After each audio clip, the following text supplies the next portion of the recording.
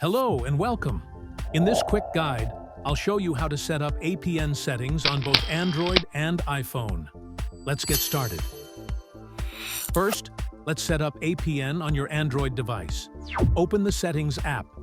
Tap SIM cards and mobile networks. Choose your SIM card. Tap Access Point Names.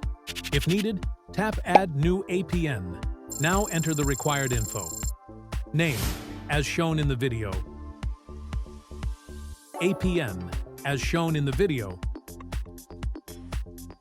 Leave all other fields as they are. Tap More, then Save. Finally, select the new APN from the list and restart your phone. Your Android internet is now ready. Now, let's do the same on iPhone. Go to Settings, tap Mobile Data, or Cellular, tap Mobile Data Network. This may appear as Cellular Data Network on some iOS versions. Now enter the following: APN, Internet, username, leave blank password, leave blank.